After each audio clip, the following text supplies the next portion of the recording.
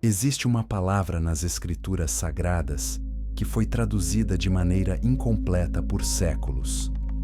Uma palavra que carrega em si mesma um dos maiores mistérios da história espiritual da humanidade. Essa palavra aparece logo no primeiro versículo da Bíblia, em Gênesis, e sua verdadeira tradução poderia mudar completamente nossa compreensão sobre a criação do universo e sobre a natureza divina.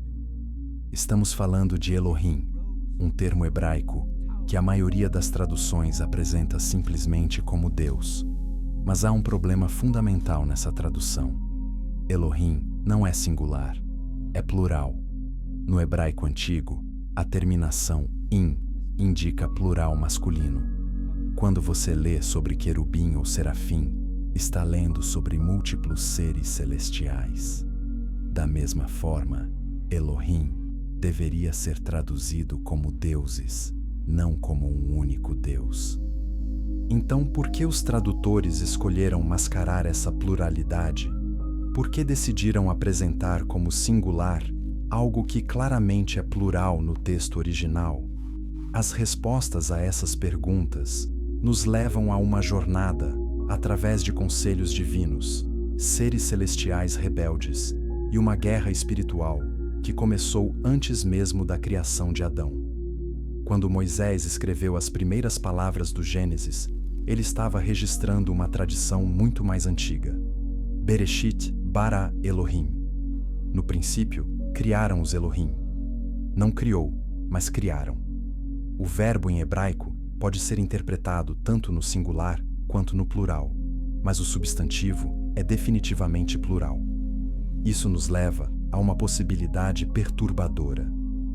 E se a criação não foi obra de um ser solitário, mas de um conselho de entidades divinas trabalhando em conjunto?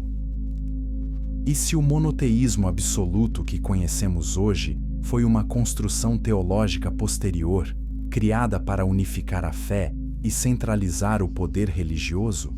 As Escrituras preservam pistas dessa pluralidade divina em momentos surpreendentes. Em Gênesis capítulo 1, versículo 26, encontramos Deus dizendo algo extraordinário. Façamos o homem à nossa imagem, conforme a nossa semelhança. Não farei, mas façamos. Não minha imagem, mas nossa imagem. Com quem Deus estava falando? A resposta tradicional sugere que ele estava usando um plural majestático, uma forma de linguagem elevada para expressar grandeza.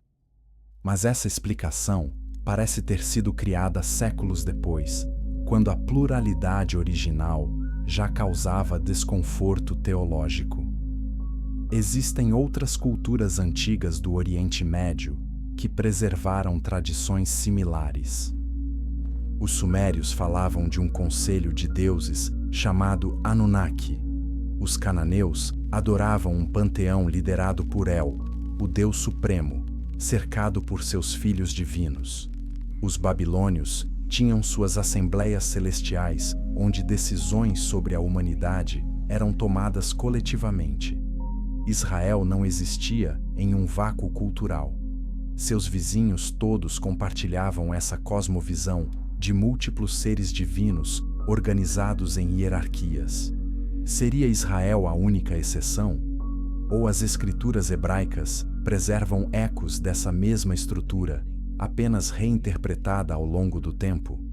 O termo Elohim aparece mais de 2.500 vezes no Antigo Testamento, mas nem sempre se refere ao Deus de Israel. Às vezes designa anjos. Em outras passagens, refere-se a juízes humanos. Há momentos em que claramente indica deuses estrangeiros. E existem textos onde parece indicar um conselho de seres divinos distintos. Essa flexibilidade na aplicação do termo revela algo importante. Elohim não era originalmente um nome próprio, mas um título, uma categoria de seres. E Yahweh, o Deus de Israel, era um entre os Elohim, embora progressivamente exaltado acima dos outros. Pense sobre o primeiro mandamento: não terás outros deuses diante de mim. Não diz que outros deuses não existem. Diz que você não deve colocá-los antes do Deus de Israel. Há uma diferença enorme aqui. O mandamento reconhece implicitamente a existência de outras divindades, mas estabelece uma hierarquia de lealdade. Isso se chama monolatria, a adoração de um Deus entre muitos, não monoteísmo absoluto, a crença de que apenas um Deus existe. A transição da monolatria para o monoteísmo foi gradual e levou séculos para se consolidar completamente no pensamento israelita. Agora considere por que isso foi escondido. Durante o exílio babilônico, Israel precisava de uma identidade forte para sobreviver como povo. Um Deus único, supremo e incomparável fornecia exatamente isso. Uma identidade unificada em torno de uma divindade nacional fortalecida. Mas para alcançar essa unificação, as tradições mais antigas precisavam ser reinterpretadas.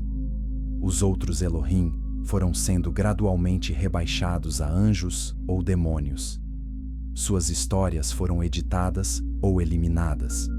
E a palavra Elohim, quando se referia ao conselho divino original, passou a ser traduzida no singular. Se você está descobrindo algo novo aqui, considere se inscrever no canal. Há muito mais revelações bíblicas fascinantes chegando, e você não vai querer perder. Mas essa transformação teológica deixou vestígios, fragmentos de uma era anterior, onde múltiplos seres divinos povoavam os céus.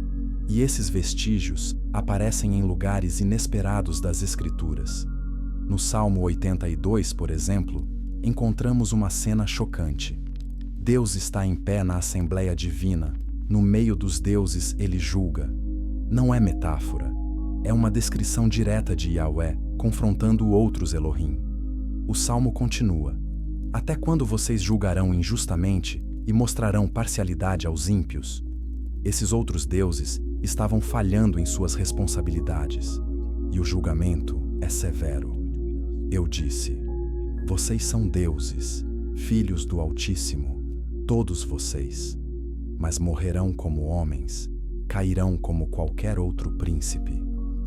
Aqui vemos não apenas a existência de múltiplos Elohim, mas sua mortalidade potencial.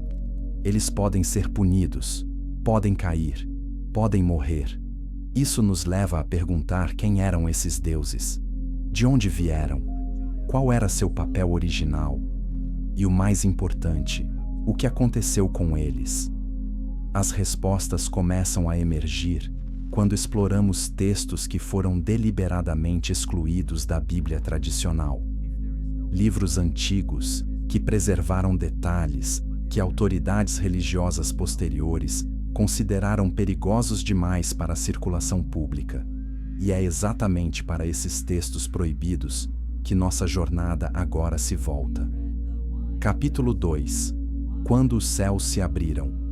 Gênesis capítulo 6 começa com uma narrativa que parece pertencer mais à mitologia grega do que às escrituras sagradas.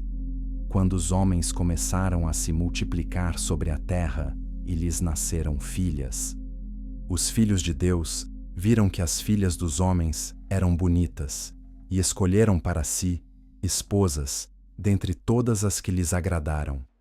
Essa passagem é breve na Bíblia canônica, apenas alguns versículos, mas sua brevidade esconde uma história muito mais extensa e perturbadora, preservada em textos que a igreja primitiva decidiu banir. Os filhos de Deus, em hebraico, Bene Elohim, literalmente, os filhos dos deuses, ou filhos de Elohim. Quem eram esses seres? A interpretação tradicional tenta suavizar o impacto, sugerindo que eram descendentes de Sete, o filho de Adão. Homens piedosos que se casaram com mulheres ímpias da linhagem de Caim. Mas essa interpretação simplesmente não faz sentido quando examinamos o texto cuidadosamente. Por que o casamento entre dois grupos humanos produziria gigantes? Por que Deus reagiria com tamanha severidade a ponto de destruir o mundo inteiro com o dilúvio? A resposta real é muito mais inquietante. Os Bene Elohim eram seres angélicos, entidades celestiais que abandonaram seu domínio próprio e desceram à terra movidos por desejo. Essa não é uma interpretação moderna ou fantasiosa. É exatamente como os judeus antigos entendiam essa passagem. E existe um livro inteiro dedicado a explicar o que realmente aconteceu naquele momento catastrófico da história espiritual. O livro de Enoque. Enoque é mencionado brevemente em Gênesis como um homem que andou com Deus e não foi mais visto, porque Deus o tomou. Judas, no Novo Testamento, cita Enoque diretamente, provando que os primeiros cristãos conheciam e respeitavam seus escritos. Mas o livro de Enoque nunca foi incluído na maioria das Bíblias. Por quê? Porque contém detalhes específicos sobre os anjos caídos que desafiavam a ordem estabelecida. Detalhes que revelavam segredos sobre o mundo espiritual que as autoridades religiosas preferiam manter ocultos. O livro de Enoque nos conta que 200 anjos desceram ao Monte Hermon. Eles fizeram um pacto entre si, jurando que todos seguiriam adiante com o plano, mesmo sabendo que seria uma transgressão terrível. Eles escolheram líderes. O principal deles se chamava Azazel.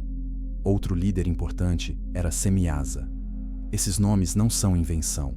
Aparecem em manuscritos antigos preservados em aramaico, grego e etíope.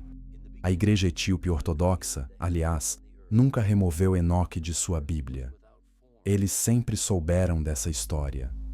Os 200 anjos desceram e tomaram esposas humanas, mas não pararam por aí. Eles começaram a ensinar conhecimentos proibidos à humanidade. Azazel ensinou os homens a fazer espadas, facas, escudos e armaduras. Ensinou sobre metais e como forjá-los. Ensinou as mulheres sobre cosméticos, joias e adornos. Pode parecer inofensivo, mas pense no contexto. A humanidade ainda estava em seus estágios iniciais. Esses conhecimentos aceleraram drasticamente o desenvolvimento tecnológico e cultural, mas também introduziram vaidade, guerra e derramamento de sangue em uma escala nunca vista. Outros anjos ensinaram feitiçaria e encantamentos. Ensinaram astrologia e os movimentos das estrelas. Ensinaram sobre raízes e plantas com propriedades mágicas. Ensinaram sinais da terra, do sol e da lua.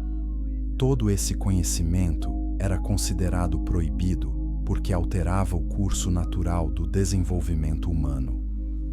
Era conhecimento que a humanidade não estava pronta para receber, e os anjos sabiam disso, mas compartilharam mesmo assim, corrompendo irreversivelmente a raça humana. Então vieram os filhos. As esposas humanas dos anjos começaram a dar à luz, mas o que nasceu delas não eram bebês humanos normais, eram gigantes, Néfilim em hebraico. O termo significa literalmente os caídos, ou aqueles que fazem outros cair. Esses seres eram enormes. O livro de Enoque descreve que tinham 3.000 côvados de altura. Isso seria mais de 1.300 metros. Obviamente uma hipérbole, mas o ponto é claro. Eram gigantescos, assustadores e poderosos, além de qualquer humano normal. Os Néfilim começaram a devorar os recursos da humanidade. Comiam tudo o que os humanos produziam até que não havia mais comida. Então, segundo Enoque, começaram a devorar os próprios humanos. Tornaram-se predadores da humanidade. E quando acabaram com os humanos, começaram a atacar pássaros, animais, répteis e peixes. Bebiam sangue.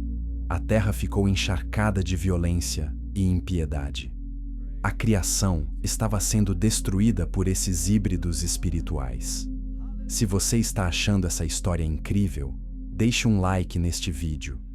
Isso ajuda outras pessoas a descobrir essas verdades bíblicas ocultas que precisam ser conhecidas. A situação ficou tão desesperadora que a própria criação começou a clamar. Enoque descreve como os espíritos dos humanos mortos pelos Nefilim subiram aos céus e apresentaram sua causa diante de Deus. Miguel, Gabriel, Rafael e Uriel, os arcanjos, também intercederam. Eles disseram ao Altíssimo que a terra estava corrompida irreversivelmente, que os segredos eternos foram revelados, que a injustiça e o derramamento de sangue cobriam toda a face da terra, e pediram intervenção divina. A resposta de Deus foi rápida e implacável. Primeiro, ele enviou Rafael para prender Azazel. O anjo caído foi amarrado de mãos e pés e lançado em um deserto de trevas, onde permaneceria até o dia do julgamento final. Então, Deus ordenou que Gabriel destruísse os Nefilim, fazendo-os lutar entre si até que se exterminassem. E, finalmente, ele decidiu purificar a terra completamente. Através do dilúvio, toda a carne corrompida seria eliminada, preservando apenas Noé e sua família, cujo DNA ainda era puro, não contaminado pela mistura angelical. Mas algo sinistro sobreviveu ao dilúvio. As Escrituras mencionam gigantes também depois do dilúvio. Números 13 fala sobre os filhos de Anak, gigantes que aterrorizaram os espiões israelitas em Canaã. Deuteronômio menciona Og, rei de Bazã, cuja cama de ferro tinha mais de 4 metros de comprimento. Davi enfrentou Golias, um gigante de quase 3 metros de altura. Como os Nefilim reapareceram se todos foram destruídos? O livro de Enoque sugere que quando os gigantes morreram fisicamente, seus espíritos não descansaram. Tornaram-se demônios, espíritos imundos vagando pela terra, buscando corpos para possuir. E essa pode ser a origem das batalhas espirituais que continuam até hoje. Capítulo 3. Os vigilantes e seu pacto proibido. O livro de Enoque chama os anjos caídos de vigilantes, em aramaico, Irim, em grego, egregori. Esses termos significam aqueles que vigiam ou os observadores. Originalmente, os vigilantes eram anjos santos, designados por Deus para observar a humanidade e relatar o que viam. Eles não deviam interferir diretamente, apenas vigiar. Mas algo aconteceu que mudou tudo. Eles viram as filhas dos homens e as desejaram. E esse desejo os levou à maior rebelião angelical já registrada nas Escrituras antigas. Semiasa era o líder dos 200, e ele tinha medo. Ele propôs a transgressão, mas temia que seus companheiros pudessem recuar e deixá-lo sozinho para carregar a culpa. Então, ele fez algo estratégico. Exigiu que todos fizessem um juramento, um pacto vinculante entre todos os 200 anjos. Eles juraram com maldições sobre si mesmos que não voltariam atrás. Todos cometeriam o pecado juntos. Essa foi a origem do Pacto dos Vigilantes, um acordo espiritual que ligou 200 seres celestiais em rebelião conjunta contra o Criador. Os nomes dos líderes são preservados em Enoque. Além de Semiasa e Azazel, havia Armarus, que ensinou a resolver encantamentos. Baraquel ensinou astrologia. Cocabel ensinou sobre constelações. Ezequiel ensinou o conhecimento das nuvens. Araquiel ensinou os sinais da terra. Shamsiel ensinou os sinais do sol. Sariel ensinou sobre os ciclos da lua. Cada um tinha uma área de conhecimento proibido que compartilharam com a humanidade. E cada um sabia exatamente o que estava fazendo. Esta não foi ignorância. Foi rebelião deliberada e planejada. O Monte Hermon, onde desceram, ainda existe hoje no norte de Israel, perto da fronteira com o Líbano. É uma montanha significativa, mencionada várias vezes nas Escrituras. Curiosamente, o nome Hermon vem da raiz hebraica, que significa coisa dedicada à destruição. Também pode significar juramento ou acordo. O monte foi literalmente nomeado pelo pacto que os vigilantes fizeram lá. Essa não é especulação. Arqueólogos encontraram altares antigos e locais de adoração no Monte Hermon, que datam de milhares de anos, sugerindo que a montanha sempre teve significado espiritual profundo. Depois de descer e tomar esposas, os vigilantes começaram a estabelecer seus próprios domínios na terra. Eles não estavam simplesmente vivendo entre humanos, estavam governando, tornaram-se reis e senhores. As antigas mitologias ao redor do mundo preservam memórias desses seres. Os gregos os chamavam de titãs. Os nórdicos falavam de gigantes de gelo. Os hindus tinham seus asuras. Os nativos americanos contam histórias de gigantes canibais.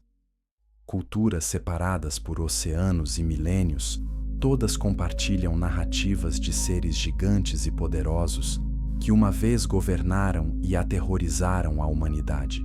Essas não são apenas histórias. São memórias culturais de eventos reais. O dilúvio também é universal. Mais de 200 culturas ao redor do mundo preservam tradições de uma inundação global que destruiu uma civilização anterior. Os detalhes variam, mas a essência é consistente. Houve um tempo antes do dilúvio, quando seres poderosos caminhavam na Terra. Eles corromperam a humanidade e foram julgados através de águas destrutivas. Gênesis não é único nisso. É apenas a versão hebraica de uma memória global. O Livro dos Jubileus, outro texto antigo preservado pela Igreja Etíope, adiciona mais detalhes. Ele explica que os vigilantes pediram permissão a Deus para habitar entre os humanos antes de cair completamente. Deus permitiu, mas com a condição de que eles instruíssem a humanidade em justiça. No entanto, os vigilantes abusaram desse privilégio. Começaram a ensinar injustiça em vez de justiça. Começaram a corromper em vez de guiar. E quando tomaram esposas humanas, quebraram irreversivelmente a ordem criada. Jubileus também revela que nem todos os espíritos dos Nefilim foram aprisionados após o dilúvio. Mastema, também chamado de Satanás, pediu a Deus permissão para manter 1/10 dos espíritos malignos ativos na Terra, e Deus permitiu, para que a humanidade continuasse sendo testada. Essa é a origem demoníaca segundo Jubileus. Os demônios não são apenas anjos caídos, são os espíritos desencarnados dos Nefilim. Híbridos espirituais que nunca deveriam ter existido, agora vagando sem descanso, buscando habitar e destruir. A Igreja primitiva conhecia esses textos. Justino Mártir, Ireneu, Atenágoras, Clemente de Alexandria, Tertuliano. Todos citaram o livro de Enoque e acreditaram na narrativa dos vigilantes. Não foi até o concílio de Laodiceia, no século IV, que Enoque começou a ser questionado. Por quê? Porque suas descrições de anjos caídos e gigantes eram detalhadas demais. Criavam perguntas incômodas sobre a natureza do mal, sobre hierarquias angelicais e sobre quanto poder entidades espirituais realmente têm sobre o mundo físico.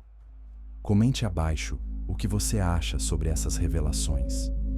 Você acredita que os vigilantes realmente desceram? Vamos discutir nos comentários. Mas remover um livro da Bíblia não apaga a verdade que ele contém. Manuscritos de Enoque foram encontrados entre os pergaminhos do Mar Morto, em Qumran, provando que era amplamente lido durante o tempo de Jesus. Judas citou Enoque diretamente no Novo Testamento. Pedro também parece referenciar a história dos vigilantes quando escreve sobre anjos que pecaram e foram lançados no Tártaros, mantidos em cadeias de escuridão até o julgamento. 2 Pedro, capítulo 2, versículos 4 a 6. E Judas, versículo 6, fala de anjos que não mantiveram sua posição de autoridade, mas abandonaram sua própria morada. A história dos vigilantes não é periférica. É central para entender a origem do mal, a guerra espiritual e por que o mundo está em constante conflito. E é exatamente para esse conflito cósmico que nossa jornada agora nos leva. Capítulo 4. O nascimento dos gigantes. Quando as esposas humanas dos vigilantes deram à luz, algo sem precedentes aconteceu. Criaturas nasceram que não eram nem completamente angelicais, nem totalmente humanas.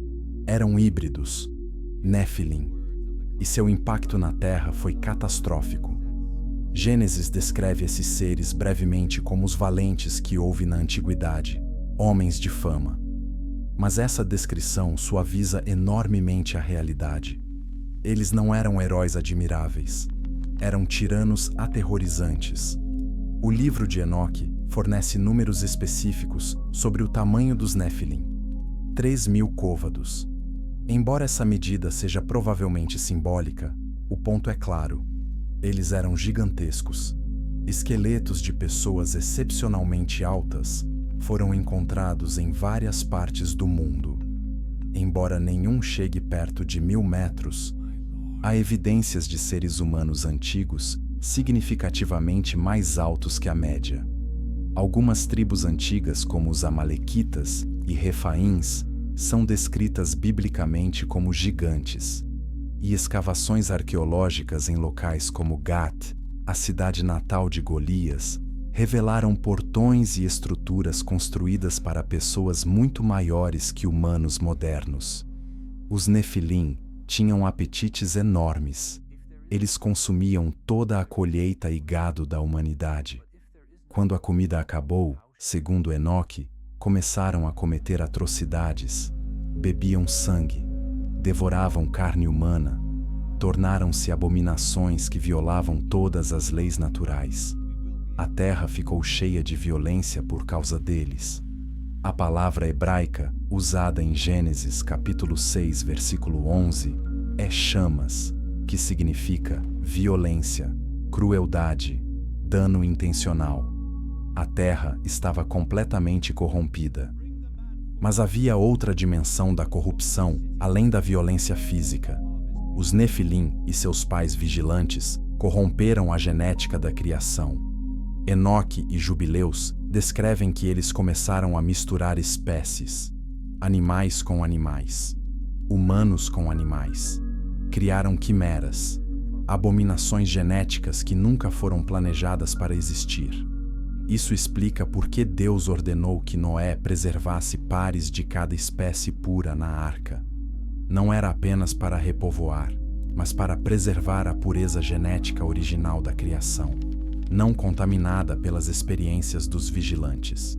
Algumas mitologias antigas preservam memórias dessas criaturas híbridas. Os gregos tinham centauros, meio homem, meio cavalo. Tinham sátiros, meio homem, meio cabra. Tinham minotauros, meio homem, meio touro. A mitologia egípcia está cheia de deuses com cabeças de animais e corpos humanos. A Babilônia tinha seus touros alados com faces humanas. Essas não eram apenas fantasias artísticas. Eram representações de coisas que realmente existiram antes do dilúvio. Memórias culturais de aberrações genéticas criadas durante a era dos Nefilim. A corrupção era tão completa que Gênesis, capítulo 6, versículo 5, diz que Deus viu que a maldade do homem era grande na terra e que toda a inclinação dos pensamentos do seu coração era só má continuamente. A humanidade havia sido totalmente infectada pela rebelião dos vigilantes, exceto uma família. Noé é descrito como perfeito em suas gerações. A palavra hebraica é tamim, que significa completo, sem mancha, íntegro. No contexto, sugere que sua linhagem genética não foi corrompida pela mistura com os Nefilim. Ele e sua família eram geneticamente puros, ainda completamente humanos como Deus originalmente criou. Por isso, Deus escolheu Noé. não apenas porque ele era justo moralmente, mas porque ele poderia preservar a raça humana não adulterada. Se toda a humanidade tivesse DNA angelical misturado, o plano de redenção através de um Messias humano seria impossível. Jesus precisava ser completamente humano para redimir humanos. Se não houvesse humanos puros restantes, a salvação seria impossível. O dilúvio, portanto, não foi apenas punição, foi salvação. Foi a preservação da possibilidade de redenção futura. Depois do dilúvio, a Bíblia menciona que gigantes apareceram novamente. Números, capítulo 13, descreve os israelitas espiando a terra de Canaã e vendo Nefilim. Também vimos ali os Nefilim, os filhos de Anak, que vêm dos Nefilim, e éramos aos nossos olhos como gafanhotos. E assim também éramos aos olhos deles. Como é possível se todos os Nefilim foram destruídos? Existem algumas teorias. Alguns estudiosos acreditam que a palavra Nefilim veio a significar simplesmente gigantes depois do dilúvio, não necessariamente híbridos angelicais. Outros sugerem que os vigilantes desceram novamente após o dilúvio e repetiram sua transgressão em escala menor. Uma terceira teoria vem do Livro dos Gigantes, encontrado entre os manuscritos do Mar Morto. Este texto sugere que os espíritos dos Nefilim mortos não morreram completamente. Tornaram-se espíritos desencarnados, demônios, que podiam influenciar genética humana ou até mesmo manifestar formas físicas sob certas condições.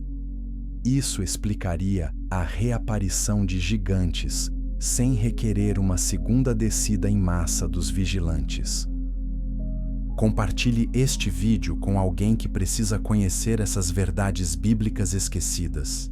Vamos espalhar esse conhecimento juntos. A batalha contra os gigantes é um tema recorrente no Antigo Testamento. Josué lutou contra eles em Canaã. Caleb derrotou os filhos de Anak. Davi matou Golias e seus irmãos, todos gigantes de Gate.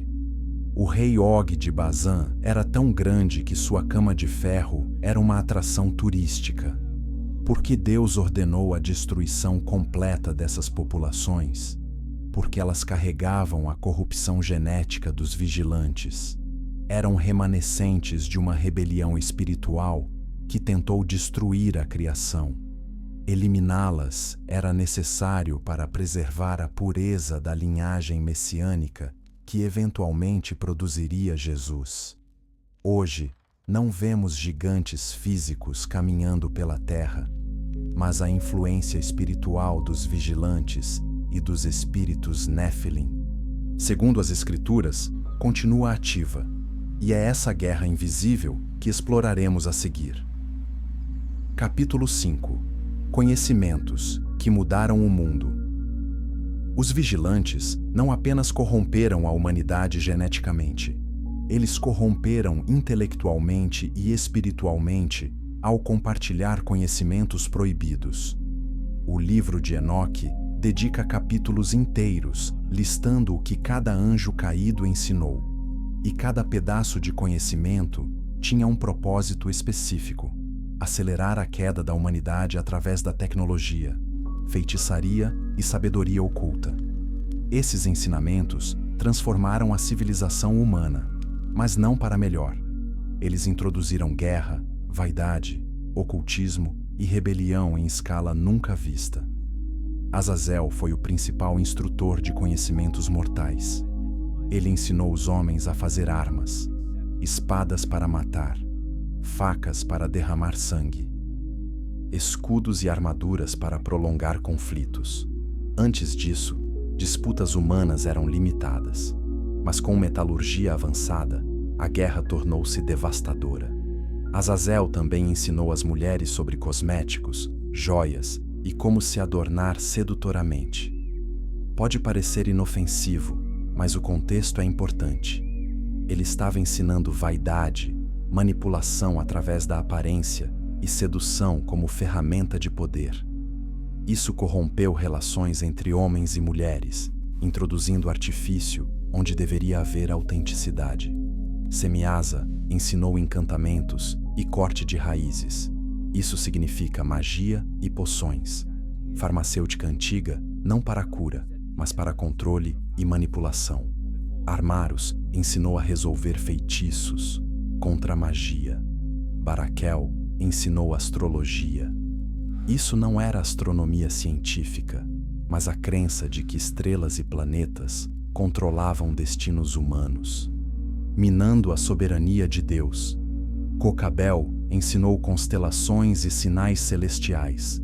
Ezequiel ensinou conhecimento das nuvens, provavelmente meteorologia usada para prever guerras e colheitas, dando vantagens políticas. Araquiel ensinou os sinais da terra, provavelmente geomancia ou leitura de formações terrestres para propósitos ocultos. Shamsiel ensinou sobre o sol, Sariel sobre a lua. Todo esse conhecimento estava ligado a práticas religiosas pagãs que viriam a dominar civilizações antigas. Adoração solar, adoração lunar, rituais baseados em ciclos celestiais.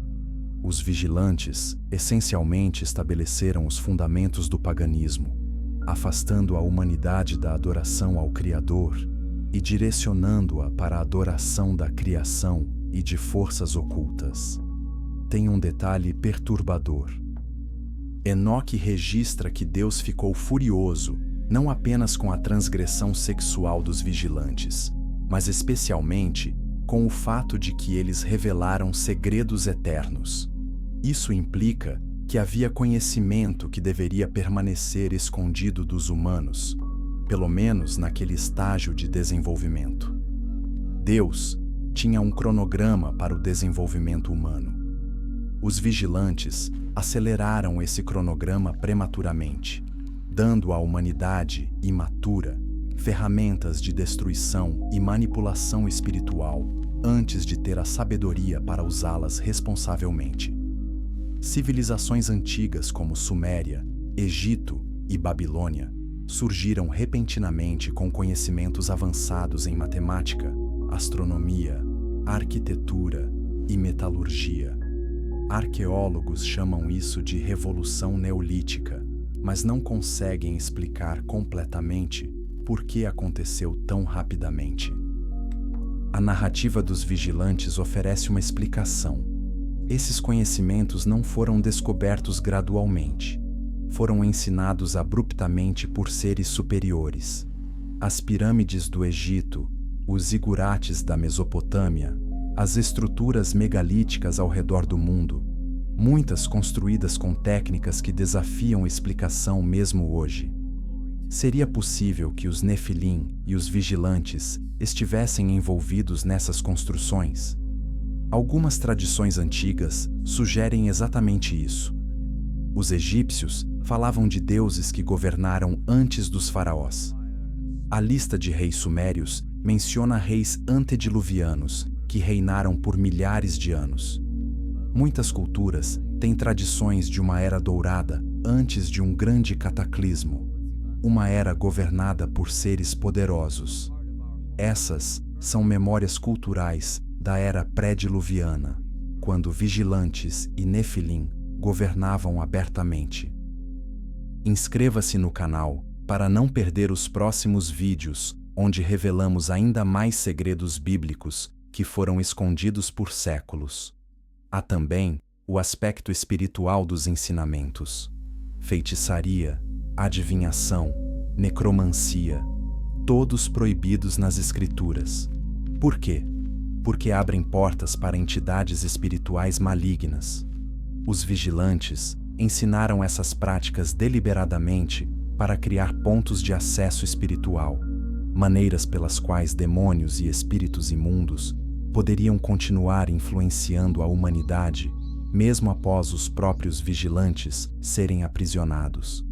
Cada ritual pagão, cada encantamento, cada prática oculta era essencialmente um convite para influência demoníaca contínua. Quando Israel entrou em Canaã, Deus ordenou a destruição completa de certas nações. Não porque Deus fosse cruel, mas porque essas culturas estavam saturadas de práticas ensinadas pelos vigilantes. Sacrifício de crianças a Moloque, prostituição ritual em templos de Astarte, adivinhação e necromancia. Essas práticas não eram apenas imorais, eram espiritualmente destrutivas, mantendo populações inteiras em escravidão a entidades demoníacas. Eliminar essas culturas era a cirurgia espiritual necessária para prevenir que a corrupção se espalhasse. Hoje, muitas dessas práticas antigas ressurgiram sob novos nomes. Astrologia é popular novamente. Meditação transcendental e canalização de espíritos são aceitas. Ocultismo é romantizado em filmes e literatura.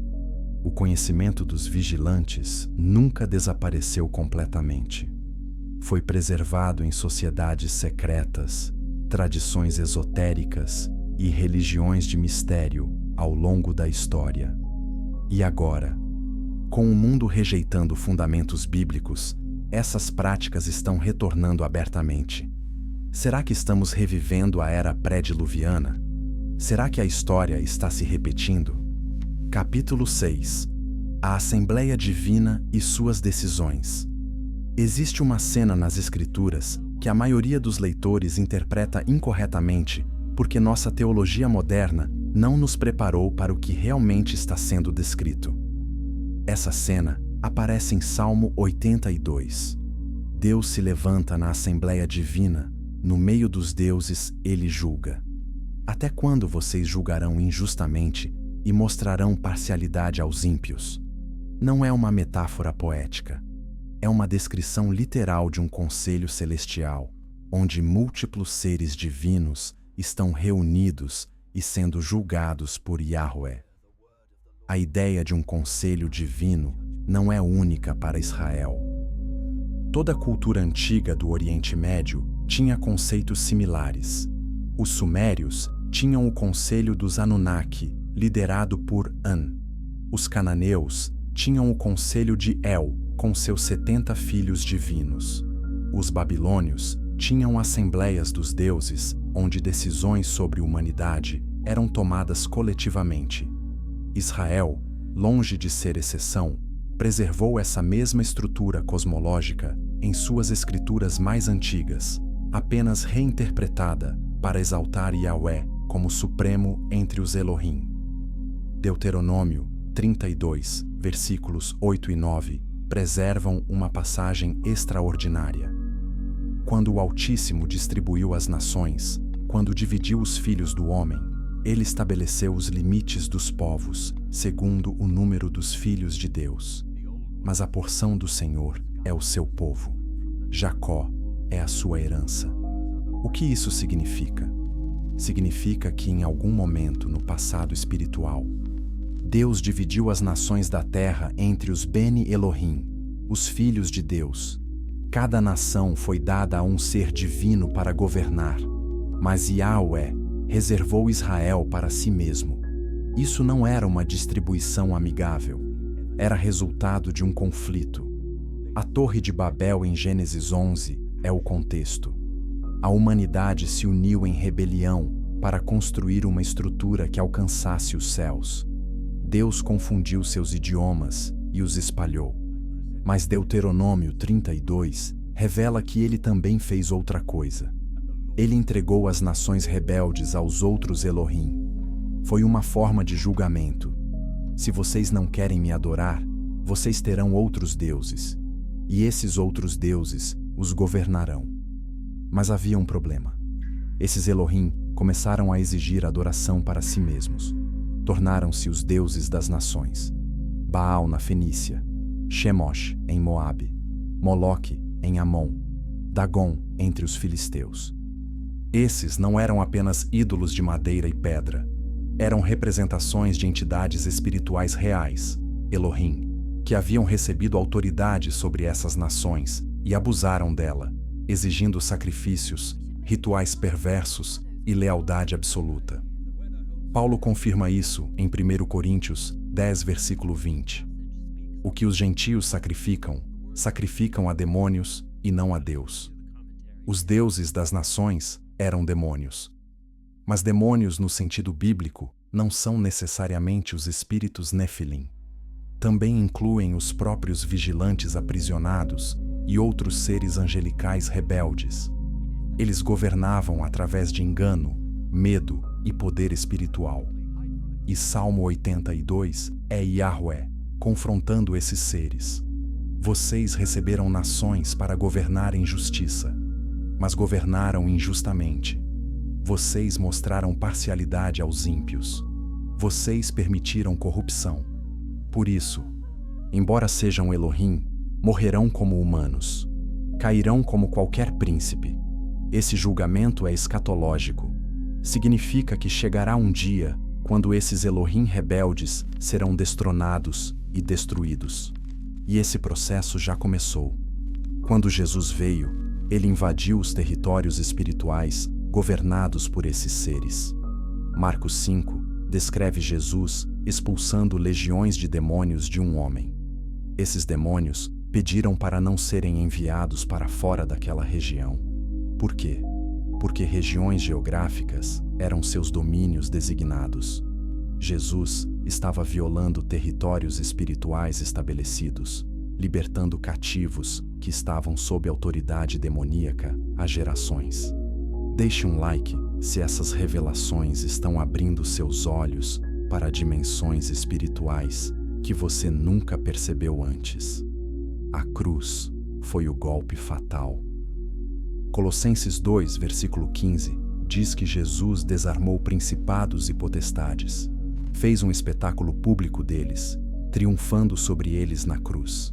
Efésios 6 confirma que nossa luta não é contra carne e sangue, mas contra principados, potestades, governadores das trevas deste mundo, forças espirituais da maldade nas regiões celestiais. Essas são as entidades que receberam nações em Deuteronômio 32. Esses são os Elohim julgados em Salmo 82. Daniel 10 oferece um vislumbre dessa guerra celestial. Daniel ora por 21 dias sem resposta. Então, um anjo aparece e explica: o príncipe do reino da Pérsia me resistiu por 21 dias.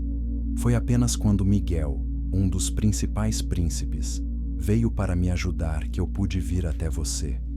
O príncipe da Pérsia não era um humano. Era um ser espiritual governando a nação da Pérsia. E esse ser era poderoso o suficiente para deter um anjo de Deus por 3 semanas. Isso revela que nações inteiras têm governantes espirituais. E esses governantes lutam contra os propósitos de Deus. A história humana, portanto, não é apenas política e economia. É reflexo de guerras espirituais entre Elohim leais a Yahweh e Elohim rebeldes que querem manter domínio sobre a humanidade. Cada guerra, cada império, cada movimento político tem dimensões espirituais invisíveis, onde principados estão lutando por território, influência e almas. Esse entendimento muda completamente como vemos o mundo. Também explica por que certas regiões parecem estar perpetuamente em trevas espirituais, resistindo ao Evangelho. Não é apenas escolha humana. São fortalezas espirituais estabelecidas há milênios, mantidas por entidades que não querem liberar sua presa. E por isso, Jesus nos mandou orar: venha o teu reino, seja feita a tua vontade, assim na terra como no céu. É uma oração de guerra espiritual, um pedido para que o governo de Yahweh substitua os governos dos Elohim rebeldes. E um dia, essa oração será completamente respondida. Capítulo 7. O julgamento dos deuses. O conceito de múltiplos deuses sendo julgados por um Deus supremo não é apenas poético. É legal. É judicial. E as Escrituras descrevem esse julgamento em termos surpreendentemente diretos. Voltemos ao Salmo 82. Depois de confrontar os Elohim sobre sua governança injusta, Yahweh pronuncia a sentença. Eu disse: vocês são deuses, filhos do Altíssimo, todos vocês, mas morrerão como homens, cairão como qualquer outro príncipe. Essa é uma sentença de morte. Seres que eram imortais agora enfrentam mortalidade e destruição. Jesus citou esse salmo em João 10, versículos 34 a 36. Os judeus queriam apedrejá-lo por afirmar ser Deus. Jesus respondeu: não está escrito na vossa lei. Eu disse: vocês são deuses. Se ele chamou deuses aqueles a quem a palavra de Deus foi dirigida, como podem acusar-me de blasfêmia por dizer que sou filho de Deus? Jesus estava reconhecendo que as Escrituras se referem a múltiplos seres como Elohim. Mas ele também estava fazendo uma distinção. Aqueles deuses eram mortais, julgados. Ele, no entanto, é o Filho eterno, não sob julgamento, mas como juiz. O livro de Enoque descreve o julgamento dos vigilantes em detalhes vívidos. Deus envia arcanjos para executar sentença. Rafael é ordenado a prender Azazel. Amarra suas mãos e pés, lança-o em trevas. Põe sobre ele pedras ásperas e pontiagudas. Cobre-o com escuridão. Deixe-o ficar ali para sempre. Gabriel recebe ordens para destruir os Nefilim, incitando-os a batalhas mútuas até que se exterminem. Miguel é enviado para prender Semiasa e os outros vigilantes, amarrá-los sob colinas da terra por 70 gerações até o dia do grande julgamento. 70 gerações é um período específico. Se uma geração é cerca de 40 anos, 70 gerações seriam aproximadamente 2.800 anos. O livro de Enoque foi escrito por volta do 3º século antes de Cristo. 2.800 anos, a partir dali, nos leva ao século 25. Estamos próximos do fim desse período de aprisionamento. Apocalipse 20 fala sobre Satanás sendo solto por um curto período antes do julgamento final. Será que os vigilantes também serão temporariamente liberados antes de sua destruição definitiva? 2 Pedro 2 versículos 4 a 9 e Judas versículos 6 e 7 referenciam esse aprisionamento. Pedro escreve: Deus não poupou anjos que pecaram, mas os lançou no Tártaro, prendendo-os em abismos tenebrosos, a fim de serem reservados para o juízo. Judas acrescenta: e aos anjos que não guardaram o seu principado, mas deixaram a sua própria habitação, ele os tem reservado em prisões eternas na escuridão, para o juízo do grande dia. Esses não são anjos caídos genericamente. São especificamente os vigilantes, que abandonaram seu domínio celestial para habitar com humanos. Interessantemente, há uma geografia espiritual para essas prisões. Enoque menciona lugares específicos onde os vigilantes estão aprisionados: abismos no deserto, cavernas sob montanhas, regiões de completa escuridão. Algumas tradições judaicas identificam esses lugares com locais geográficos reais. O deserto de Dudael, onde Azazel foi lançado, é associado por alguns rabinos com regiões desérticas perto do Mar Morto. As montanhas onde outros vigilantes estão presos são às vezes identificadas com cadeias montanhosas no norte de Israel ou na Jordânia. Comente abaixo se você conhecia esses detalhes sobre a geografia do mundo espiritual. Vamos continuar essa discussão juntos. Mas nem todos os anjos rebeldes foram aprisionados imediatamente. Satanás e seus demônios ainda estão ativos. Por quê? Porque eles não cometeram a transgressão específica dos vigilantes. Eles se rebelaram sim, mas não abandonaram seu domínio espiritual para habitar fisicamente na terra. Não tomaram esposas humanas. Não criaram híbridos. Sua rebelião foi diferente, e por isso seu julgamento está adiado até um momento posterior. Apocalipse 12 descreve Satanás sendo expulso do céu após uma guerra celestial. Isso sugere que ele ainda tinha algum acesso até recentemente na história espiritual. O julgamento final dos Elohim rebeldes acontecerá no que a Bíblia chama de Dia do Senhor. Isaías 24, versículos 21 a 23, descreve isso. Naquele dia, o Senhor castigará os poderes celestiais nos céus e os reis da terra na terra. Eles serão ajuntados como prisioneiros numa masmorra, serão encerrados numa prisão e, após muitos dias, serão punidos. Note que o julgamento é simultâneo: poderes celestiais e reis terrestres. A dimensão espiritual e a física são julgadas juntas porque sempre estiveram conectadas. Apocalipse 20 descreve o julgamento final. O diabo é lançado no lago de fogo e enxofre. A morte e o Hades também são lançados. Todos cujos nomes não estão no livro da vida são lançados. E em Mateus 25:41, Jesus revela que o fogo eterno foi preparado para o diabo e seus anjos. Não foi originalmente criado para humanos. Foi criado especificamente para destruir os Elohim rebeldes. Tragicamente, humanos que escolhem se alinhar com esses seres compartilharão seu destino. Mas há esperança. Jesus veio para destruir as obras do diabo.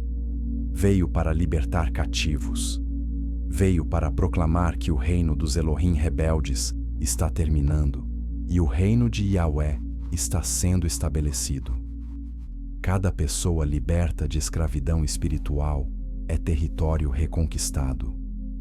Cada alma salva é uma vitória sobre principados.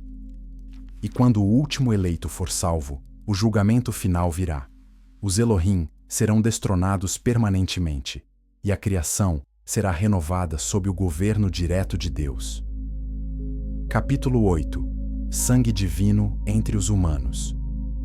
Um dos aspectos mais perturbadores da narrativa dos vigilantes é que seu legado não terminou com o dilúvio. Genética corrompida continuou aparecendo ao longo da história bíblica. Os gigantes de Canaã, os Refaitas, os Enaquim, os Emins, os Amzumins, todos descritos como descendentes dos Nefilim. Como isso é possível se Noé e sua família eram geneticamente puros? Existem algumas teorias que tentam explicar essa continuidade perturbadora. A primeira teoria sugere que a linhagem de Cam, filho de Noé, foi contaminada. Gênesis 9 registra que Cam viu a nudez de seu pai e algo inapropriado aconteceu. Quando Noé acordou, ele amaldiçoou Canaã, filho de Cam, dizendo que seria servo dos servos. Alguns estudiosos sugerem que o incidente envolveu mais do que apenas ver nudez, possivelmente uma violação sexual relacionada a práticas ligadas aos vigilantes. Se a esposa de Cam carregava a genética Nefilim, isso explicaria como gigantes reapareceram após o dilúvio através da linhagem de Canaã. A segunda teoria é que os vigilantes desceram novamente após o dilúvio, mas em escala muito menor. Gênesis 6, versículo 4 diz: Naqueles dias havia Nefilim na terra, e também depois. A frase, e também depois, pode indicar que a transgressão ocorreu tanto antes quanto depois do dilúvio. Talvez um pequeno grupo de vigilantes tentou repetir a rebelião original, produzindo uma segunda geração limitada de gigantes que se concentraram na região de Canaã. A terceira teoria, mais esotérica, mas preservada em textos judaicos antigos, é que os espíritos desencarnados dos Nefilim originais puderam influenciar genética humana espiritualmente. Não através de nascimento físico, mas através de possessão demoníaca tão profunda que manifestava características físicas. Essa teoria é especulativa, mas explicaria por que alguns gigantes apareceram enquanto a maioria da humanidade permaneceu normal. Independentemente de como os gigantes reapareceram, sua presença em Canaã não era acidental. Era estratégica. Canaã era a terra prometida a Abraão e seus descendentes. Era onde o Messias eventualmente nasceria. Se os vigilantes e seus descendentes espirituais pudessem fortalecer Canaã com gigantes guerreiros, poderiam impedir Israel de tomar posse. Poderiam interromper a linhagem messiânica. Era uma tentativa de sabotar o plano de redenção de Deus. Inscreva-se e ative as notificações para não perder nenhum vídeo desta série reveladora sobre os mistérios ocultos da Bíblia. Por isso, Deus ordenou a destruição completa dessas populações. Não era genocídio arbitrário, era guerra espiritual. Deuteronômio 7, versículos 1 a 2 ordena: quando o Senhor seu Deus os introduzir na terra para a qual vocês estão indo para possuí-la, e expulsar muitas nações diante de vocês, os hititas, girgazeus, amorreus, cananeus, perizeus, heveus e jebuseus, 7 nações maiores e mais fortes do que vocês, e o Senhor seu Deus as entregar diante de vocês, e você as ferir, então você as destruirá totalmente. A palavra hebraica é sherem, dedicação à destruição, aniquilação completa. Parece severo até entendermos o contexto. Essas nações praticavam sacrifício de crianças, prostituição ritual, feitiçaria, e muitas tinham linhagens conectadas aos Nefilim. Preservá-las significaria preservar corrupção espiritual e genética que ameaçava o plano de salvação. Israel estava executando o julgamento divino contra nações que haviam sido entregues a Elohim rebeldes e agora estavam completamente corrompidas. Josué conduziu campanhas militares contra os gigantes. Josué 11, versículos 21 a 22 diz: naquele tempo, Josué veio e exterminou os Anaquim das montanhas de Hebrom, Debir, Anabe, de todas as montanhas de Judá e de todas as montanhas de Israel. Josué os destruiu totalmente com suas cidades. Não restaram Anaquim na terra dos filhos de Israel, exceto em Gaza, Gate e Asdod. Gaza e Gate são cidades filisteias. E foi de Gate que veio Golias séculos depois. Davi enfrentou não apenas Golias, mas toda uma família de gigantes. 2 Samuel 21 registra 4 batalhas contra gigantes de Gate. Um tinha 6 dedos em cada mão e 6 dedos em cada pé, 24 ao todo. Outro carregava uma lança enorme. Todos eram descendentes dos Refaíns em Gate. Davi e seus homens os mataram, eliminando essa linhagem. Era a continuação da missão que Josué começou: purificar a terra prometida de toda influência nefilim. Mas há uma questão mais profunda. Se sangue angelical foi misturado com sangue humano, isso afetou toda a humanidade? A resposta é provavelmente sim, em algum grau. O dilúvio não veio imediatamente após a transgressão dos vigilantes. Gerações passaram. Durante esse tempo, os Nefilim e seus descendentes se reproduziram amplamente. É possível que DNA angelical tenha se espalhado pela população humana antes do dilúvio, embora a linhagem de Noé tenha permanecido pura o suficiente para a preservação. Isso levanta questões teológicas complexas. Jesus disse que os últimos dias seriam como os dias de Noé. Mateus 24, versículo 37. Eles comiam, bebiam, casavam, até o dia em que Noé entrou na arca. Mas havia mais acontecendo nos dias de Noé do que simplesmente viver normalmente. Havia corrupção genética. Havia mistura de dimensões espiritual e física. Havia híbridos caminhando na terra. Jesus estava sugerindo que algo similar acontecerá nos últimos dias? Alguns estudiosos apontam para desenvolvimentos modernos em genética. Edição CRISPR. Experiências com DNA.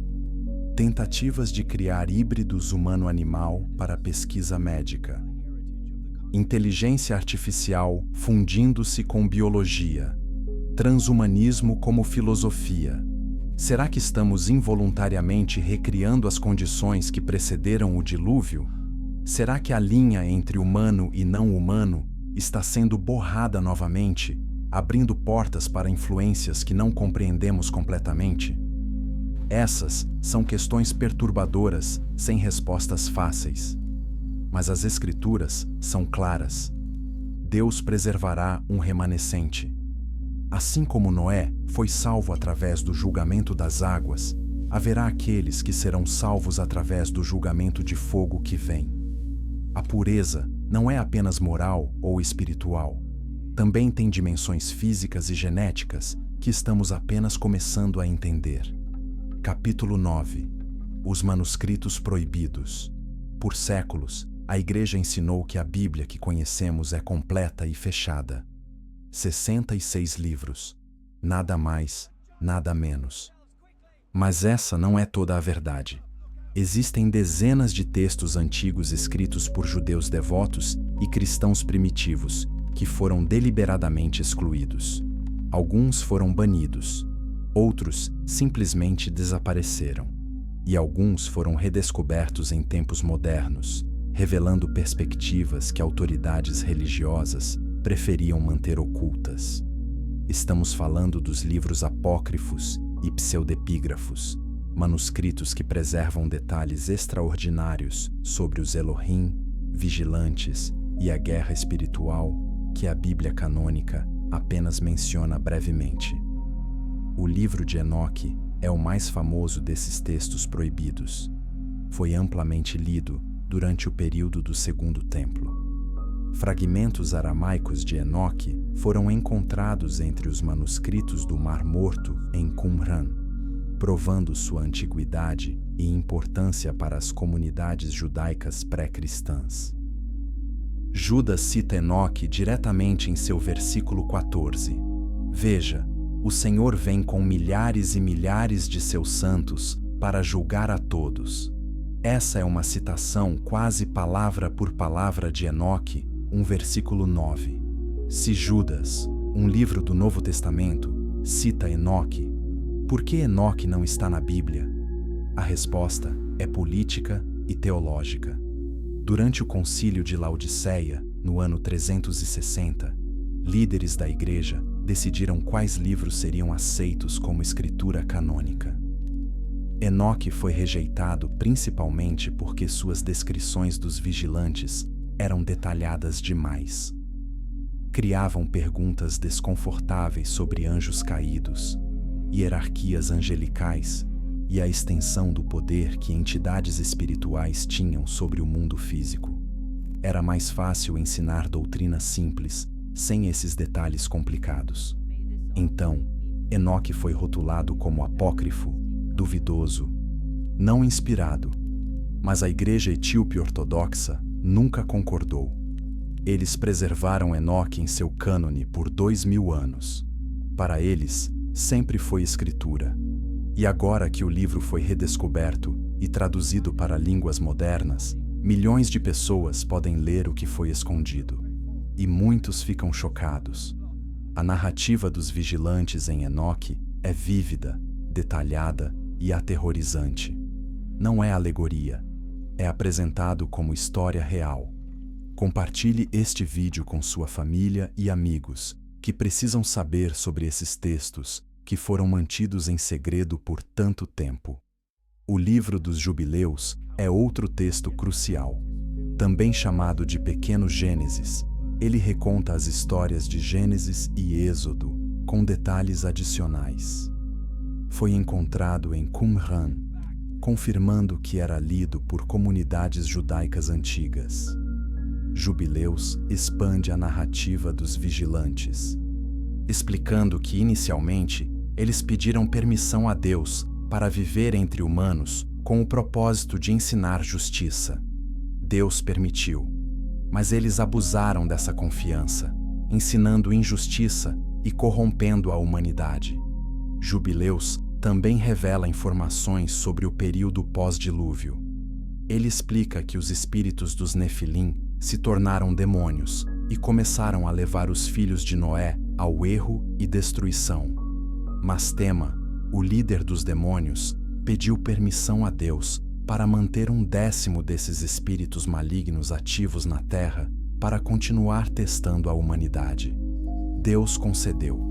Isso significa que 90% dos espíritos Nefilim foram aprisionados, mas 10% permaneceram ativos. E são esses 10% que causam opressão demoníaca, possessão e influência maligna até hoje. O Livro dos Gigantes, encontrado em Qumran, preserva a perspectiva dos próprios Nefilim. Descreve como eles começaram a ter sonhos proféticos sobre sua destruição iminente através do dilúvio.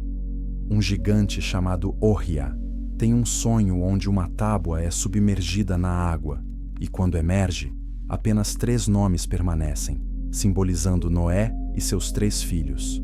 Os gigantes ficam aterrorizados, sabendo que estão condenados.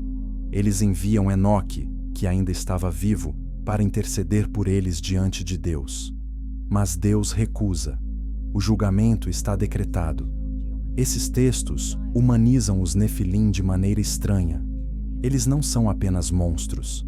São seres conscientes que percebem sua própria maldade e temem o julgamento, mas são incapazes ou não desejam se arrepender. Isso adiciona profundidade trágica à narrativa. Mesmo híbridos angelicais corrompidos entendiam que haviam violado a ordem criada e que consequências viriam. A Bíblia etíope contém outros livros ausentes da Bíblia ocidental. Primeiro Enoque, como mencionado, mas também livros como Primeiro e Segundo Esdras, com visões apocalípticas. O Livro da Sabedoria de Salomão. Tobias, que menciona o arcanjo Rafael. Judite, Baruque e outros. Esses livros não contradizem a Bíblia canônica. Eles expandem, adicionam contexto, respondem perguntas e, em muitos casos, confirmam detalhes que a Bíblia ocidental apenas insinua. Os manuscritos do Mar Morto, descobertos em 1947, revolucionaram nossa compreensão do judaísmo do Segundo Templo.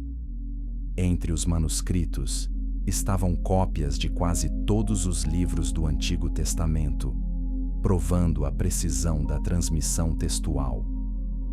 Mas também havia dezenas de textos não canônicos, comentários sobre profetas, regras comunitárias, hinos, calendários e múltiplas cópias de Enoque e Jubileus, mostrando que essas obras eram centrais para a comunidade de Qumran.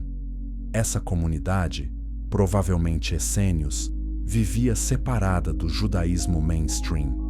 Eles acreditavam que o templo em Jerusalém estava corrompido, que os líderes religiosos haviam se desviado. Então, se retiraram para o deserto para preservar o que consideravam um judaísmo puro, aguardando a intervenção messiânica.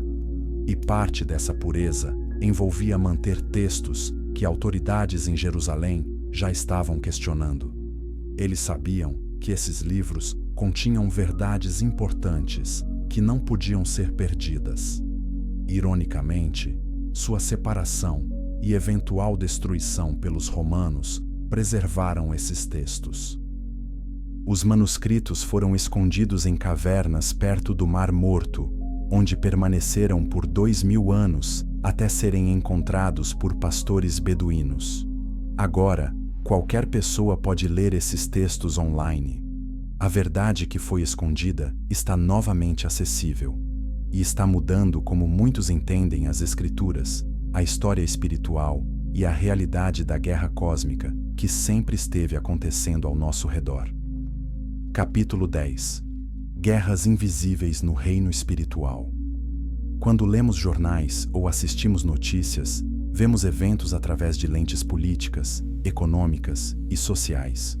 Governos em conflito, movimentos ideológicos, mudanças culturais. Mas as Escrituras revelam que há outra dimensão por trás de tudo isso. Uma dimensão espiritual onde entidades invisíveis travam guerras que se manifestam no mundo físico. Paulo escreveu em Efésios 6, versículo 12: Pois a nossa luta não é contra carne e sangue, mas contra os principados, contra as potestades, contra os dominadores deste mundo tenebroso, contra as forças espirituais da maldade nas regiões celestiais, principados e potestades. Essas palavras gregas, archai e exousiai, referem-se a hierarquias de seres espirituais. Não são conceitos abstratos. São entidades reais com autoridade e poder sobre regiões, nações e sistemas. Daniel 10 nos dá um vislumbre de como isso funciona. Daniel jejua e ora por 3 semanas sem resposta. Finalmente, um anjo aparece e explica o atraso. O príncipe do reino da Pérsia me resistiu 21 dias. Mas Miguel, um dos principais príncipes, veio me ajudar, porque fui deixado lá com os reis da Pérsia. O príncipe da Pérsia não era o rei humano. Era um ser espiritual, governando a nação espiritualmente. Esse ser era poderoso o suficiente para deter um anjo de Deus. Apenas quando Miguel, um arcanjo, interveio, o anjo mensageiro pôde vir a Daniel. E o anjo avisa antes de partir: Agora voltarei para lutar contra o príncipe da Pérsia, e quando eu sair, eis que virá o príncipe da Grécia. Nações sucessivas tinham governantes espirituais. Impérios terrestres eram reflexos de reinos espirituais. A história humana não é apenas decidida por generais e políticos. É moldada por guerras angelicais e demoníacas nos lugares celestiais. Deixe um like se você está começando a ver a história mundial de uma perspectiva completamente nova depois dessas revelações. Esse conceito não é periférico, é central para entender a missão de Jesus. Quando Jesus começou seu ministério, ele imediatamente entrou em conflito com demônios. Marcos 1 descreve Jesus expulsando um espírito imundo de um homem na sinagoga. O demônio grita: Eu sei quem você é, o Santo de Deus. Veio nos destruir? O demônio sabia que Jesus era uma ameaça existencial ao reino demoníaco. E estava certo. Jesus veio para destruir as obras do diabo. Marcos 5 narra o encontro com o endemoninhado gadareno. Esse homem estava possuído por tantos demônios que se autodenominavam Legião, porque eram muitos. Quando Jesus ordenou que saíssem, os demônios pediram para não serem enviados para fora daquela região. Por que essa especificidade geográfica? Porque demônios têm territórios designados. Ser expulso de uma região significava perder autoridade espiritual sobre aquela área. Jesus estava literalmente conquistando o território espiritual, libertando lugares que estavam sob domínio demoníaco há gerações. Colossenses 2, versículo 15, descreve a vitória final na cruz. Havendo despojado os principados e potestades, Jesus os expôs publicamente ao desprezo e triunfou sobre eles na cruz. A cruz não foi apenas pagamento por pecados individuais. Foi uma invasão vitoriosa do reino das trevas. Foi desarmamento de autoridades espirituais rebeldes. Foi declaração de guerra contra os Elohim, que usurparam domínio sobre a criação. E foi início do fim para o reinado deles. Mas a guerra não acabou. Apocalipse 12 descreve uma batalha celestial. Miguel e seus anjos lutaram contra o dragão e seus anjos. O dragão perdeu e foi expulso do céu. Uma voz celestial declara: Agora veio a salvação, o poder e o reino do nosso Deus, e a autoridade do seu Cristo, pois foi expulso o acusador de nossos irmãos, que os acusava diante do nosso Deus dia e noite. Satanás tinha acesso ao céu como acusador, mas esse acesso foi revogado após a ressurreição de Jesus. Agora ele está confinado à terra, sabendo que tem pouco tempo. Essa guerra afeta cada crente. Paulo instrui em Efésios 6 para vestir a armadura de Deus. Não porque inimigos sejam humanos, mas porque são espirituais. Cinturão da verdade contra mentiras demoníacas. Couraça da justiça contra a acusação. Calçado da prontidão do Evangelho para avançar território. Escudo da fé para apagar dardos inflamados do maligno. Capacete da salvação contra ataques mentais. Espada do Espírito, a palavra de Deus, para a ofensiva espiritual. E oração constante, vigiando em todo o tempo. Intercessão é guerra espiritual. Quando oramos pelo nosso país, estamos desafiando os principados sobre essa nação. Quando oramos por cidades, estamos invadindo domínios demoníacos urbanos. Quando oramos por indivíduos, estamos quebrando fortalezas pessoais. Não é simbólico, é real. E a razão pela qual muitas orações parecem não ser respondidas é porque há resistência espiritual, como Daniel experimentou. Mas persistência na oração eventualmente traz avanço, porque o nome de Jesus é a autoridade suprema. Existem também lugares na Terra que são fortalezas espirituais, regiões onde o Evangelho é ferozmente resistido, onde igrejas não crescem, onde trevas parecem impenetráveis. Não é coincidência. São lugares onde principados estabeleceram domínio por milênios através de adoração pagã, derramamento de sangue, feitiçaria e pactos ancestrais. Libertar essas regiões requer intercessão estratégica, batalha espiritual informada e avanço ousado do Evangelho. Mas há esperança. A vitória já foi conquistada. Jesus já triunfou. A questão agora não é se os principados cairão, mas quando. E cada alma salva, cada território liberado, cada fortaleza quebrada é avanço dessa vitória já garantida. Um dia, o último bastião demoníaco cairá.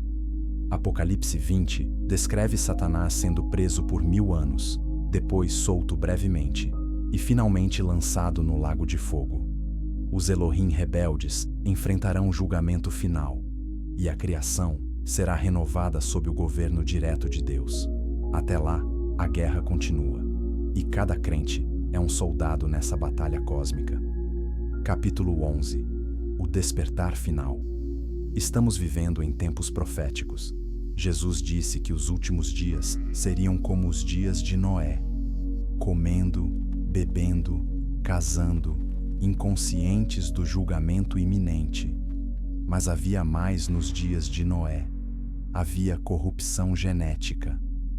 Havia seres sobrenaturais habitando na terra. Havia violência extrema. Havia conhecimento proibido amplamente disseminado. Havia rebelião aberta contra Deus. E tudo isso está ressurgindo hoje, de formas que os profetas antigos poderiam apenas descrever simbolicamente. 2 Tessalonicenses 2 fala sobre uma apostasia que deve vir antes do retorno de Cristo. Uma rebelião, um afastamento da fé. Mas apostasia não é apenas rejeitar verdades individuais. É estrutural. Sistemas inteiros se voltando contra Deus. Governos aprovando leis que contradizem escrituras. Culturas celebrando o que Deus chama de abominação. Igrejas ensinando doutrinas que negam fundamentos bíblicos. Essa apostasia sistêmica cria um vácuo espiritual que entidades malignas rapidamente preenchem. Daniel 12, versículo 4, contém uma profecia intrigante. Mas tu, Daniel, fecha estas palavras e sela este livro, até o tempo do fim. Muitos correrão de um lado para outro, e o conhecimento se multiplicará. Aumento de conhecimento é marca dos últimos dias, e estamos vivendo na era de maior explosão de conhecimento da história. Internet, inteligência artificial, biotecnologia, física quântica, exploração espacial. Conhecimento está se multiplicando exponencialmente, mas nem todo conhecimento é bom. Assim como os vigilantes trouxeram conhecimento proibido, há conhecimentos hoje que estão sendo usados para propósitos que violam ordem criada. Inscreva-se no canal e ative o sininho para acompanhar toda esta série sobre os mistérios finais das profecias bíblicas. Edição genética CRISPR permite modificar DNA humano. Já há experimentos criando embriões com DNA de 3 pessoas. Há tentativas de fundir DNA humano com animal para pesquisa médica. Há discussões sobre modificar geneticamente humanos para melhorar inteligência, força, longevidade. Isso é transhumanismo, a filosofia de transcender humanidade através de tecnologia. Mas a Bíblia ensina que Deus criou humanos à sua imagem. Alterar fundamentalmente o que significa ser humano é violar essa imagem. É repetir o erro dos vigilantes, cruzar limites que Deus estabeleceu. Inteligência artificial apresenta outro desafio. Estamos criando entidades que podem pensar, aprender, tomar decisões. Eventualmente, podem se tornar conscientes. O que acontece quando criações humanas alcançam capacidades que rivalizam ou excedem humanos?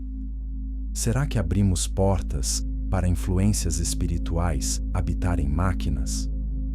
Isso pode soar como ficção científica, mas escrituras advertem sobre tempos quando o conhecimento aumentará e limites serão cruzados. Precisamos discernimento para navegar essas realidades sem repetir erros antigos. Apocalipse 13 descreve uma besta que recebe a autoridade do dragão para governar. Todos os habitantes da terra a adorarão. Ela faz com que todos recebam uma marca na mão direita ou na testa, sem a qual ninguém pode comprar ou vender. Essa marca envolve o número 666. Há muita especulação sobre o que essa marca será, mas o princípio é claro. Haverá um sistema global de controle que exigirá lealdade à besta. Recusar significa exclusão econômica. Aceitar significa condenação espiritual. Tecnologia atual torna isso possível pela primeira vez na história. Moedas digitais controladas por governos. Identificação biométrica. Microchips implantáveis. Sistemas de crédito social. Vigilância em massa através de câmeras e inteligência artificial. Infraestrutura para controle totalitário global existe agora.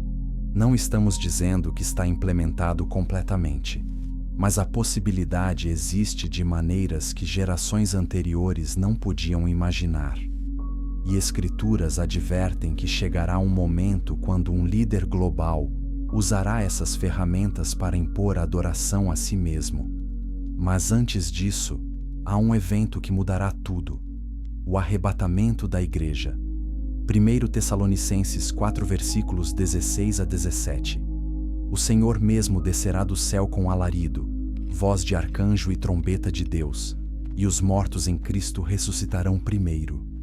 Depois nós, os vivos que ficarmos, seremos arrebatados juntamente com eles nas nuvens para o encontro do Senhor nos ares, e assim estaremos sempre com o Senhor. Esse evento removerá todos os crentes verdadeiros da terra antes da tribulação final. Quando a igreja for removida, a restrição sobre o mal também será removida. 2 Tessalonicenses 2 explica que há algo ou alguém que restringe o homem da iniquidade de ser revelado. Muitos acreditam que essa restrição é o Espírito Santo trabalhando através da igreja. Quando a igreja for arrebatada, a tribulação começará. O anticristo surgirá. Os selos, trombetas e taças de julgamento descritos em Apocalipse serão derramados. Será o período mais escuro da história humana. Mas também será o tempo quando muitos se voltarão para Deus. Apocalipse 7 descreve uma grande multidão que ninguém pode contar, de toda nação, tribo e língua, que sairá da grande tribulação e lavará suas vestes no sangue do Cordeiro. Mesmo no julgamento, haverá misericórdia. Mesmo na escuridão, haverá luz. E aqueles que recusarem a marca da besta, mesmo sob ameaça de morte, serão salvos. Finalmente, Jesus retornará fisicamente. Apocalipse 19 descreve céus se abrindo e Jesus vindo em um cavalo branco, seguido pelos exércitos celestiais. Ele derrotará a besta e o falso profeta, lançando os vivos no lago de fogo. Satanás será preso por 1000 anos. Jesus estabelecerá seu reino na terra. Os santos reinarão com ele, e a terra conhecerá paz pela primeira vez desde a queda. Após 1000 anos, Satanás será solto brevemente para um teste final. Ele enganará nações novamente, mas fogo descerá do céu e o devorará. Satanás será lançado no lago de fogo. Então vem o julgamento do grande trono branco. Todos os mortos serão ressuscitados e julgados conforme suas obras. Aqueles cujos nomes não estão no livro da vida serão lançados no lago de fogo, mas aqueles cujos nomes estão escritos entrarão na eternidade com Deus. Apocalipse 21 e 22 descrevem novos céus e nova terra. A nova Jerusalém desce do céu. Deus habitará com seu povo. Não haverá mais morte, luto, choro ou dor. O rio da vida fluirá. A árvore da vida produzirá frutos, e os servos de Deus o verão face a face. Seu nome estará em suas testas, e reinarão para sempre. Essa é a esperança. Não importa quão sombrios os tempos se tornem, não importa quantos principados se levantem, não importa quão intensa a guerra espiritual se torne, o fim já está escrito. Deus vence. Os Elohim rebeldes são julgados. A criação é restaurada. E aqueles que permanecem fiéis herdarão tudo. Então, o que fazemos agora? Vigiamos, oramos. Permanecemos firmes na fé. Compartilhamos o Evangelho. Resistimos ao inimigo. Vestimos a armadura de Deus. E aguardamos com expectativa o retorno de nosso Rei. Porque em breve, muito em breve, o céu se abrirá. E tudo o que foi escondido será revelado. Toda a verdade que foi suprimida será exposta, e toda pergunta que fizemos será respondida. Até lá, permanecemos vigilantes, permanecemos fiéis e permanecemos esperançosos, porque nossa redenção se aproxima.